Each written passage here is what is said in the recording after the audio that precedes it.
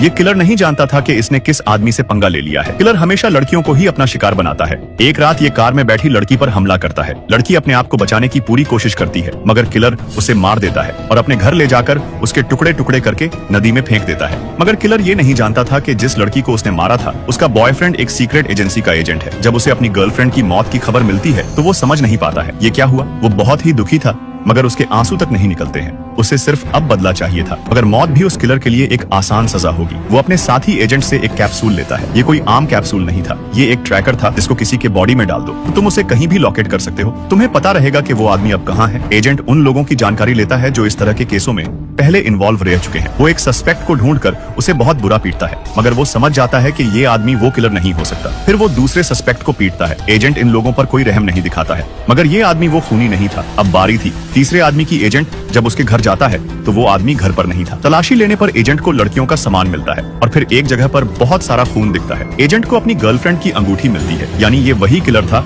जिसने एजेंट की गर्लफ्रेंड को बेरहमी से मारा था। दूसरी तरफ किलर अपने दूसरे शिकार पर निकल चुका था। वो एक स्कूल की बच्ची को मारने वाला था। तभी उसको पीछे से किसी की आवाज आती है और जब वो जाकर देखता है तो वहाँ पर एजेंट खड़ा था। किलर उसे पुलिस वाला समझता है, मगर वो ये देख के हैरान था कि पुलिस ने उसे इतनी जल्दी कैसे ढूंढ लिया। किलर उसे अकेला समझकर उस पर हमला कर देता है, मगर एजेंट उसे बहुत ही बुरी तरह पीटता। वो अपना पूरा गुस्सा निकाल रहा था। फिर किलर के मुंह पर पन्नी डालकर उसकी सांस घोंटकर मारने वाला था, मगर मौत एक आसान सजा थी। वो उसका सर पत्थर पर भी पटकता है, मगर जान से नहीं मारता, बल्कि उसके मुंह में वो ट्रैकर वाला कैप्सूल डाल देता है। किलर को होश आता है तो वो देखता है कि उसके पास एक पैसों से भरा लिफाफा था। किलर सोचता है ये आदमी पूरा साइको है, ये मारता भी है और पट्टी के लिए पैसा भी देता है। किलर सड़क पर जाकर लोगों से लिफ्ट मांगता है और जो एक कार उसे लिफ्ट देती है उसमें भी कुछ क्रिमिनल बैठे थे जो एक आदमी की लाश को ठिकाने लगाने ले जा रहे थे। वो लोग किलर पर हमला करके मारने वाले थे, मगर किलर उन सबको मार देता है और जब डिग्गी को खोलकर देखता है तो उसमें लाश थी। किलर को नहीं पता था कि एजेंट अभी भी उसका पीछा एक गाड़ी से कर रहा था। वो उस ट्रैकर की मदद से जो उसने किलर के अंदर डाला था। किलर हॉस्पिटल जाता है पट्टी कराने तो उसकी गंदी नजर वहाँ की नर्स पर पड़ जाती है और वो उस नर्स को धमकाने लगता है। नर्स उससे कहती है कि वो उसे जाने दे, मगर किलर एक दरिंदा था। तभी वहाँ पर एजेंट आ जाता है। वो उसके सर पर मारता है और उसे बहुत बुरी तरह पीटता है। जब किलर मरने ही वाला होता है तो एजेंट उसे छोड़ देता है